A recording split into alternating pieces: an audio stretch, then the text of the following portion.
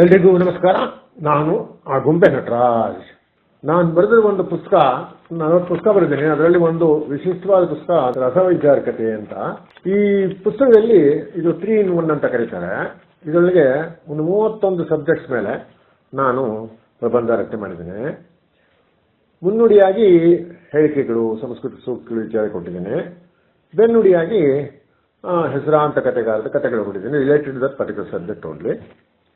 ಇಂದು ನಾನು ಒಂದು ವಿಶಿಷ್ಟವಾದ ಪದದ ಬಗ್ಗೆ ಮಾತಾಡ್ತಾ ಇದ್ದೀನಿ. ಅದೆಲ್ಲರಿಗೂ ಗೊತ್ತಿದೆ, ಬಹಳ ಪ್ರಚಲಿತವಾಗಿದೆ. ಅದು ಯಾವುದು ಅಂತಂದ್ರೆ ಸ್ವಾತಂತ್ರ್ಯ ಅಂತ.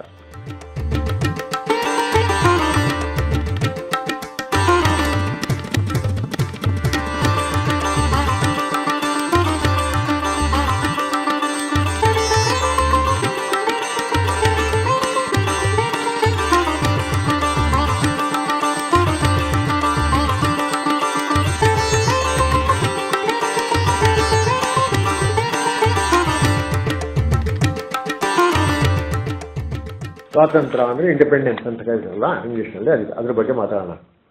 ಸ್ವಾತಂತ್ರ್ಯ ಅಂದ್ರೇನು? ನಿಮ್ಮ ಪ್ರಶ್ನೆಗೆ ಪ್ರಾಯಶಃ ಪ್ರತಿಯೊಬ್ಬನಿಗೂ ಉತ್ತರ ತಿಳಿದಿದೆ ಒಂದು ರೀತಿಯಲ್ಲಿ, ಎಲ್ಲರಿಗೂ ಗೊತ್ತು. ಸ್ವಾತಂತ್ರ್ಯ, ನನಗೆ ಸ್ವತಂತ್ರ, freedom is my birth right ಅಂತ ಅದು ತಿಲಕ್ ಹೇಳಿದಾಗಿಂದ ಸ್ವತಂತ್ರ ಅನ್ನೋದಕ್ಕೆ ಪದಕ್ಕೆ ಇದು ಬಂದ್ಬಿಟ್ಟಿದೆ, ಪ್ರಚಲಿತ ಆಗ್ಬಿಟ್ಟಿದೆ, ಸಿಕ್ಕಾಪಟ್ಟೆ ಅದು ಫೇಮಸ್ ಆಗ್ಬಿಟ್ಟಿದೆ. ಇರ್ಲಿ, ಆದರೆ ಅದು ನಿಜವಾಗ್ಲೂ ನಮಗೆ ಅದರ ಪೂರ್ಣ ಅರ್ಥ ಅರಿವಾಗಿದೆಯೇ? ಈ ಪ್ರಶ್ನೆ ನನಗೂ ಕಾಡ್ತಾ ಇತ್ತು, ತುಂಬಾ ಜನರಿಂದ ಕಾಡ್ತಾ ಇತ್ತು. ಬಹಳ ಜನಗಳಿಗೆ ಇದರ ಅರ್ಥ ಇನ್ನೂ ಗೊತ್ತಿಲ್ಲ ಅಂತ ಕಾಣಿಸುತ್ತೆ. ಏನೇ, ಈಗ ಅದ್ರ ಬಗ್ಗೆ ಮಾತಾಡೋಣ.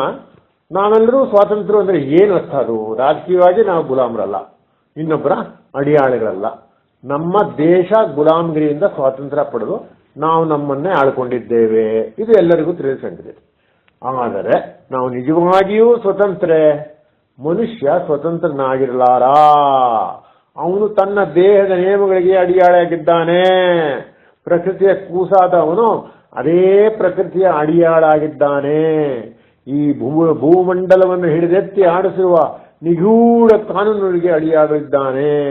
ತನ್ನ ಗಂಟಲು ಬಿರಿಯುವಂತೆ ಕೂಗಾಡಿ ಕೊಸರಾಡಿ ಶಕ್ತಿ ಮೀರಿ ಹೆಣಗಿದರೂ ಪ್ರಕೃತಿಯ ನೀತಿ ರೀತಿ ನಿಯಮಗಳ ಹಿಡಿತಗಳಿಂದ ಬಿಡಿಸಿಕೊಳ್ಳಲಾಗಲಿ ತಪ್ಪಿಸಿಕೊಳ್ಳಲಾಗಲಿ ಸ್ವತಂತ್ರಗೊಳಿಸಲಾಗಲಿ ಸಾಧ್ಯವೇ ಇಲ್ಲ. ಹಾಗಾದ್ರೆ ಮನುಷ್ಯನಿಗೆ ಸ್ವತಂತ್ರದ ಕಲ್ಪನೆಯಾದರೂ ಹೇಗೆ ಬಂದಿತು? ಸ್ವತಂತ್ರಕ್ಕಾಗಿ ಹಾಡಿ ಪುಟಗಟ್ಟಲೆ ಬರೆದು ಹೊಡೆದಾಡಿ ಪ್ರಾಣ ತೆತ್ತು ಅದಲ್ಲದೆ ಜೀವನ ನಶ್ವರ ಎಂದು ಹಲವಿ ಒದ್ದಾಡುತ್ತಾರಲ್ಲ, ಈ ಪ್ರಶ್ನೆಗೆ ಉತ್ತರ ಅವನ ಮನಸ್ಸಿನಲ್ಲಿದೆ ಅಂತಾರೆ ಜ್ಞಾನಿಗಳು. ಮನುಷ್ಯ ಒಂದು ಪ್ರಾಣಿ ಅಂತ ಹೇಳ್ತಾರೆ, ಅದು ನಿಜ. Man is animal, thinking animal, social animal. ಬೇಕಾದಷ್ಟು ಅವನ ಬಗ್ಗೆ ಮಾತಾಡ್ಬಿಟ್ಟಿದ್ದಾರೆ, ಹೇಳ್ಬಿಟ್ಟಿದ್ದಾರೆ, ಡೆಫಿನೇಷನ್ ಕೊಟ್ಬಿಟ್ಟಿದ್ದಾರೆ. ಆದರೆ ಆ ಮನುಷ್ಯನಿಗೆ ಒಂದು ಮನಸ್ಸಿದೆ. ಈ ಮನಸ್ಸೇ ಅವನ ಎಲ್ಲಾ ಕಲ್ಪನೆಗಳ ಆಗರ. ದೇಹ ಒಂದು ಸಾಧನ ಮಾತ್ರ. ದೇಹಕ್ಕೆ ಹೊರ ಜಗತ್ತಿನ ಎಲ್ಲಾ ನೀತಿ ನಿಯಮಗಳ ಕಟ್ಟುಪಾಡು ಉಂಟು. ಆದರೆ ಮನಸ್ಸಿಗೆ ಯಾವ ಕಟ್ಟುಪಾಡು ಇಲ್ಲ. ಮನಸ್ಸು ಸರ್ವ ಸ್ವತಂತ್ರ. ಅದು ಏನು ಬೇಕಾದರೂ ಯೋಚಿಸ್ಬೋದು, ಎಲ್ಲಿಗೆ ಬೇಕಾದರೂ ಹೋಗ್ಬೋದು, ಯಾವ ದಿಕ್ಕಿಗೆ ಬೇಕಾದರೂ ಪ್ರಯಾಣ ಮಾಡಬಹುದು. ಆಧ್ಯಾತ್ಮಿಕವಾಗಿ ಚಿಂತಿಸುವ ಪ್ರೀತಿಸುವ ಸ್ವಾತಂತ್ರ್ಯ ಮನಸ್ಸಿಗಿದೆ. ಈ ಸ್ವಾತಂತ್ರ್ಯವನ್ನು ಕಳೆದುಕೊಳ್ಳುವ ಹಕ್ಕು ಯಾರಿಗೂ ಇಲ್ಲ. ಸ್ವಾತಂತ್ರ್ಯವನ್ನು ಕಸಿದುಕೊಳ್ಳಲು ಯಾವ ಸರ್ಕಾರಕ್ಕೂ ಅಧಿಕಾರ ಇಲ್ಲ. ಚಿಂತಿಸುವ ಸ್ವಾತಂತ್ರ್ಯ ಮತ್ತು ನುಡಿಯುವ ಸ್ವಾತಂತ್ರ್ಯಗಳೇ ನಿಜವಾದ ಸ್ವಾತಂತ್ರ್ಯ. ಈ ಸ್ವಾತಂತ್ರ್ಯಗಳನ್ನು ಕಳೆದುಕೊಂಡ್ರೆ ಮನುಷ್ಯ ಗುಲಾಮನಾದಂತೆಯೇ. ಎಲ್ಲರೂ ಒಂದೇ ಬಗೆಯ, ಒಂದೇ ರೀತಿ, ಒಂದೇ ತರಹ ತಾನು ಹೇಳಿದಂತೆ ತನ್ನ ಯೋಜನೆಗಳಂತೆ ನಡೆಯಬೇಕೆಂಬ ಕಟ್ಟುಪಾಡಿಗೆ ಚಿಂತನೆಯ ದಬ್ಬಾಳಿಕೆ ಎಂದು ಹೇಳ್ತಾರೆ. ಈ ತರಹದ ಚಿಂತನೆಯನ್ನೇ ಗುಲಾಮಗಿರಿ ಎಂದು ಕರೆಯುತ್ತಾರೆ. ನಮ್ಮ ಮನಸ್ಸಿಗೆ ಅನುಸಾರವಾಗಿ ನಡೆಯುವುದಕ್ಕೆ, ಆಚರಿಸುವುದಕ್ಕೆ ಅಡಚಣೆಯುಂಟು ಮಾಡಿದರೆ ಅದೇ ಗುಲಾಮಗಿರಿಯ ಲಕ್ಷಣವೆಂದು ಹೇಳುತ್ತಾರೆ. ವಿಚಾರ, ಗುರಿ, ಕಾರ್ಯ ನಮ್ಮ ಮನಸ್ಸಿಗೆ ಮನಸ್ಸಾಕ್ಷಿಯಾಗಿ ಅನುಗುಣವಾಗಿ ಮಾಡಿದರೆ ಅದೇ ಸ್ವಾತಂತ್ರ್ಯ ಅಂತ ಹೇಳ್ತಾರೆ. ಆದರೆ ಈ ಸ್ವಾತಂತ್ರ್ಯಕ್ಕೆ ನಿಜವಾದ ಒಂದು ಅರ್ಥ ಕೊಡುವುದು ಅಂತಂದ್ರೆ, ಸ್ವತಂತ್ರ ಅಂತ ಅಂದ ಕೂಡ್ಲೇನೆ ಇದರ ಒಂದು ಒಂದು ಒಂದು ಪದಕ್ಕೆ ಇಂಪಾರ್ಟೆಂಟ್ ಪದ ಇದೆಯಲ್ಲ, ಇದಕ್ಕೆ ಅರ್ಥ ಬರಬೇಕಾದ್ರೆ ಪ್ರಾಕ್ಟಿಕಲ್ ಆಗಿ ಹೇಳಬೇಕಾದ್ರೆ ಒಂದು ಉದಾಹರಣೆ ಮುಖಾಂತರ ಹೇಳಬೇಕಾಗ್ತದೆ. ಏನಪ್ಪಾ ಅಂತಂದ್ರೆ, ಎಲ್ಲರೂ ಸ್ವಾತಂತ್ರ್ಯ ಬಗ್ಗೆ ಬೇಕಾದಷ್ಟು ಮಾತಾಡ್ಬಿಟ್ಟಿದ್ದಾರೆ, ಬೇಕಾದಷ್ಟು ಹೇಳ್ಬಿಟ್ಟಿದ್ದಾರೆ ಎಲ್ಲ. ಆದ್ರೆ ಸ್ವಾತಂತ್ರ್ಯದ ನಿಜವಾದ ಒಂದು ಅರ್ಥ ಏನಿದೆ, ಡೆಫಿನೇಷನ್ ಅಂತ ಮಾತ್ರ ಅದು ಬಹಳ ಜನಕ್ಕೆ ಅದು ಹೇಳಿಲ್ಲ, ಅದು ಗೊತ್ತಾಗಿಲ್ಲ. ಅದೇನು ಅಂತಂದ್ರೆ, ಸ್ವಾತಂತ್ರ್ಯ ಅನ್ನೋದು ಒಂದೇ ನಾಣ್ಯದ ಎರಡು ಮುಖಗಳು. ಒಂದು ಮುಖದಲ್ಲಿ ಸ್ವಾತಂತ್ರ್ಯ ಅಂತ ಈಗಾಗಲೇ ವಿವರಿಸಿದಂಗೆ ಸ್ವತಂತ್ರ ಇದೆ, ಅದೊಂದು ಮನಸ್ಸಿನ ಒಂದು ಭಾವನೆ ಸ್ವತಂತ್ರ ಅಂತ. ಆ ಮನಸ್ಸನ್ನು ನಾವು ಏನ್ ಹೇಳಬೇಕು ಅದು ಹೇಳ್ಬೋದು, ಮಾಡ್ಬೋದು, ಯಾವ ಅಡಚಣೆ ಇರೋದಿಲ್ಲ ಅಂತ. ಅದು ಕರೆಕ್ಟು.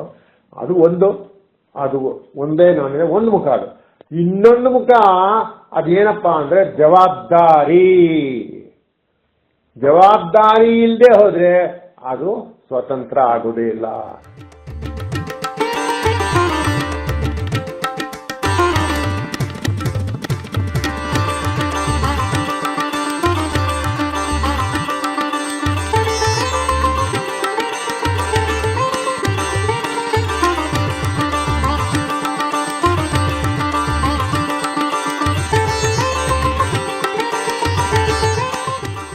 ಯಾವ ಮನುಷ್ಯನಿಗೆ ಜವಾಬ್ದಾರಿ ಇಲ್ವೋ ಅವನಿಗೆ ಸ್ವತಂತ್ರ ಅನ್ನೋದೇ ಇರೋದಿಲ್ಲ. ಇದನ್ನ ನಾವು ಪ್ರಾಕ್ಟಿಕಲ್ ಆಗಿ ಹೇಳೋದಾದ್ರೆ, ಈಗ ನಮ್ದೇ ಒಂದು ಎಕ್ಸಾಂಪಲ್ ತಗೊಂಡ್ರೆ, ಮನೆಯಲ್ಲಿ ಎಲ್ಲರಿಗೂ ಸಂಸಾರದಲ್ಲಿ ನಡೆಯೋದಾದ್ರೆ ಎಕ್ಸಾಂಪಲ್ ಮುಖಾಂತರ ಮಾತಾಡೋದಾದ್ರೆ, ತಂದೆ ಆದವನು ಮಗನಿಗೆ 18 ವರ್ಷ ಆಗೋ ತನಕ ಅವನು ಯಾವ ತರ ಜವಾಬ್ದಾರಿ ಕೊಟ್ಟಿರೋದಿಲ್ಲ. ನಿನ್ ಪಾಡಿ ನೀನ್ ಏನ್ ಚೆನ್ನಾಗಿರಪ್ಪ, ನಾನು ಹೇಳ್ದಂಗೆ ಕೇಳ್ಕೊಂಡಿದ್ರೆ ಮಾತ್ರ ಈ ಮನೇಲಿರೋ, ಆ ಜವಾಬ್ದಾರಿ ನಾನು ನೋಡ್ಕೋತೀನಿ. ನಿನ್ನ ಮೇಲೆ ನಿನ್ನ ಸಾಕೋದು, ನೋಡ್ಕೊಳ್ಳೋದು, ಮಾಡೋದೆಲ್ಲ ನನ್ನ ಜವಾಬ್ದಾರಿ. ನಿನಗೆ ಫ್ರೀಡಮ್ ನಿನಗೆ ಬೇಕು ಅಂದ್ರೆ ಮನೆ ಬಿಟ್ಟು ಹೋಗು, ನಿನ್ ಪಾಡಿ ನಿನ್ ಕಾಲಲ್ಲಿ ನಿಂತ್ಕೊ. ಆದ್ರೆ ನಿನ್ನ ಸ್ವಾತಂತ್ರ್ಯ ಮಾತ್ರ 18 ವಯಸ್ಸಾದ್ಮೇಲೆ ನಿನ್ ಕಾಲ ಮೇಲೆ ನಿಂತ್ಕೊಂಡ್ಮೇಲೆ ನಿನಗೆ ಸ್ವಾತಂತ್ರ್ಯ ಸಿಗ್ತದೆ ಅಂತ ಹೇಳ್ತಾರೆ. ಹಂಗಾಗುತ್ತೆ. ಆದ್ರೆ ಹುಡುಗ ಏನಾದ್ರೂ 18 ವರ್ಷ ತನಕ ಅವನ ತಂದೆ ತಾಯಿ ಹೇಳ್ದಂಗೆ ಕೇಳ್ಕೊಂಡಿದ್ರೆ ಅವನು ಸ್ವತಂತ್ರ ಬೇಕು ಅಂತ ಹೇಳಲ್ಲ, ಅವ್ನು ಪಾಡಿಗೆ ಕುತ್ಕೊಂಡಿದ್ದಾನೆ. ಒಂದು ಸಲ ಅವನಿಗೆ ಕೆಲಸ ಸಿಕ್ತು, ನಾನು ಸ್ವತಂತ್ರ ಇರಬೇಕು, ನನಗೆ ಸಾಕಾಗೋಗಿದೆ, ಅಪ್ಪನ ಸಂಕಟ ಇದೆಲ್ಲ ಬೇಡ, ಈ ಹಿಡಿದಿಂದ ತಪ್ಪಿಸ್ಕೊಂಡು ನಾನು ಸ್ವತಂತ್ರ ಆಗಿರ್ತೀನಿ ಅಂದ್ರೆ ಅವಾಗ ಅವನಿಗೆ ಜವಾಬ್ದಾರಿ ನೀಡ್ತಾರೆ. ಜವಾಬ್ದಾರಿ ಸಿಗ್ತದೆ, ಸ್ವತಂತ್ರ ಸಿಗೋದಲ್ಲ, ಅದು ಜವಾಬ್ದಾರಿ ಆಗ್ತದೆ. ಅವನು ದುಡಿತಾನೆ, ಅವನು ನಿಂತಾನೆ, ಅವನ ಕಾಲದಲ್ಲಿ ನಿಂತಾನೆ, ಎಲ್ಲ ಅವನು ಅವಾಗ ತಂದೆಗೆ ಅವನ ಜವಾಬ್ದಾರಿ ತಪ್ಪೋಗ್ತದೆ. ಅದೇ ರೀತಿ ಬ್ರಿಟಿಷ್ನವರು ನಮ್ಗೆ ಇಂಡಿಪೆಂಡೆನ್ಸ್ ಕೊಟ್ಟಾಗ ಅವ್ರ ಜವಾಬ್ದಾರಿ ಹೊತ್ಕೊಂಡಿದ್ರು. ನಮ್ಮನ್ನು ಸಾಕೋದು, ನೋಡ್ಕೊಳ್ಳೋದು, ಮಾಡೋದು ಪ್ರತಿಯೊಂದುವೇ ಸೀಮಿತ ರೀತಿಯಲ್ಲಿ ನಮಗೆ ಕೊಟ್ಟಿದ್ರು ಅಷ್ಟೇ ಸ್ವಾತಂತ್ರ್ಯ. ಕಂಪ್ಲೀಟ್ ಆಗಿ ನಮ್ಮನ್ನ ಗುಲಾಮರನ್ನು ಮಾಡಿ ಅವ್ರು ಹೇಳ್ದಂಗೆ ನಾವು ಕೇಳ್ಕೊಂಡ್ಬಿಟ್ಟು. ಯಾವಾಗ ಅವ್ರು ಸ್ವತಂತ್ರ ಕೊಟ್ರೋ, ಸ್ವತಂತ್ರ ಕೊಟ್ಟಂದ್ರೆ ಅರ್ಥ ಏನು, ಜವಾಬ್ದಾರಿನ ನಮ್ಮನ್ನ ನಾವೇ ನೋಡ್ಕೊಳ್ಳೋ ಜವಾಬ್ದಾರಿನ ನಮಗೆ ಕೊಟ್ಬಿಟ್ರು. ಅದ ಸ್ವತಂತ್ರ ಅಂದ್ರೆ ಈ ವಿಶ್ಲೇಷಣೆ ಅದು ಕರೆಕ್ಟ್ ಆಗಿದೆ ಅಂತ ಅನ್ಸುತ್ತೆ ನನಗೆ ಮನಸ್ಸಿನಲ್ಲಿ. ಸ್ವತಂತ್ರಕ್ಕೆ ಇದೊಂದಾಯ್ತು. ಈಗ ಸ್ವತಂತ್ರ ಅಂದ್ರೂ ಈಗ ಅರ್ಥ ಆಯ್ತಲ್ಲ. ಇನ್ನು ಮುಂದೆ ಅದೇ ಸ್ವತಂತ್ರದ ಬಗ್ಗೆನೇ ಒಂದು ಪುಟ್ಟ ಕಥೆ ಇದೆ, ಬಹಳ ಅರ್ಥಪೂರ್ಣ ಕಥೆ. ಇದು ಕಥೆ ಅಂತ ಹೇಳ್ತಾರೆ. ಇದನ್ನ ನಮ್ಮ ಮೈಸೂರು ಮಹಾರಾಜ ಕಾಲದಲ್ಲಿ ನಡೆದಿದ್ದ ಕಥೆ ಅಂತ ಹೇಳ್ತಾರೆ. ಇದು ಏನಪ್ಪಾ ಅಂತಂದ್ರೆ, ಬಹಳ ಹಿಂದಿನ ಕಾಕನಕೋಟೆಯಲ್ಲಿ ಕೆಡ್ಡ ಅಂತ ನಡೀತಿತ್ತಲ್ಲ. ಆಗ ಕಾಕನಕೋಟೆಯಲ್ಲಿ ಕೆಡ್ಡ ಅಂತಂದ್ರೆ ಆನೆಗಳನ್ನ ಹಿಡಿದು ಸಾಕೋದು, ಅದಕ್ಕೆ ಕೆಡ್ಡ ಆಪರೇಷನ್ ಅಂತ ಕರೀತಾರೆ. ಮೈಸೂರು ಮಹಾರಾಜರು ಯೂಶಲ್ ಆಗೆಲ್ಲ ಹೋಗ್ತಾ ಇದ್ರು, ನೋಡ್ತಾ ಇದ್ರು, ಬರ್ತಿದ್ದಂತವಾಗ. ಆಗ ಒಂದ್ಸಲ ಏನಾಯ್ತು, ಕೆಡ್ಡ ಆಪರೇಷನ್ ನಲ್ಲಿ ಆನೆಗಳನ್ನ ಯಥಾ ಪ್ರಕಾರ ಬಂಧಿಸ್ಬಿಟ್ರು. ಅವಾಗ ಒಂದು ಸಲಗ ಮಾತ್ರ ಆನೆ ಮಹಾರಾಜರು ಅದಕ್ಕೆ ಪ್ರಿಯವಾದ ಒಳ್ಳೆ ಆಹಾರ ಕೊಟ್ಟು ಚೆನ್ನಾಗಿ ನೋಡ್ಕೊಳ್ಳುವಂತೆ ಅರಣ್ಯಾಧಿಕಾರಿಗೆ ಆಜ್ಞೆ ಮಾಡಿದಂತೆ ನಮ್ಮ ಮಹಾರಾಜರು. ಒಂದು ಸಲಗ ಅದು ಕೆಡ್ಡ ಅಂದ್ರೆ ಕೆಳಗಡೆ ಬಿದ್ದೋಗ್ಬಿಡುತ್ತಲ್ಲ, ಒಂದು ಅಟ್ಟಣಿಗೆ ಹಾಕಿರ್ತಾರೆ, ಅದು ಅದ್ರ ಮೇಲೆ ನಡೆದಾಗ ಅದು ಕೆಳಗೆ ಬಿದ್ದರೆ ಆ ಹಳ್ಳದಲ್ಲಿ ಬಿದ್ದೋಗುತ್ತೆ, ಮೇಲೆ ಬರೋಕ್ಕಾಗಲ್ಲ. ಅವಾಗ ಅದಕ್ಕೆಲ್ಲ ಶಿಕ್ಷೆ ಕೊಟ್ಬಿಟ್ಟು, ಪ್ರೀತಿ ಕೊಟ್ಬಿಟ್ಟು, ವಿಶ್ವಾಸ ಕೊಟ್ಬಿಟ್ಟು ಅದರ ಅಕ್ಕರಿಂದ ಸಾಕಿ ಮಾಡಿ ವಿಧೇಯತೆ ಕಳಿಸ್ಕೊಡ್ತಾರೆ. ಅದಕ್ಕೆ ಕೆಡ್ಡ ಆಪರೇಷನ್ಸ್ ಅಂತ ಕರೀತಾರೆ. ಎನಿವೆ, ಸೊ ಮಹಾರಾಜರು ಏನ್ ಮಾಡ್ತಾರೆ, ಒಂದು ಆನೆಗೆ ಚೆನ್ನಾಗಿತ್ತು ನೋಡಕ್ಕೆ, ಆನೆ ದೊಡ್ಡ ಆನೆ, ಅದು ಸಲಗ ಅದು ನಾನು ಚೆನ್ನಾಗಿ ನೋಡ್ಕೊಳ್ರಪ್ಪ, ಇದನ್ನ ಬಹಳ ಖುಷಿ ಆಗತ್ತೆ ಇದನ್ನ ನೋಡಿದ್ರೆ, ಅದು ಏನ್ ಬೇಕು ಅಂತ ಹೇಳಿದ್ರೆ ತಿಂಡಿ ಕೊಡಿ, ಊಟ ಎಲ್ಲ ನೋಡ್ಕೊಳ್ಳಿ ಅಂತ ಹೇಳ್ಬಿಟ್ಟು ಬಂದ್ಬಿಡ್ತಾರಂತೆ.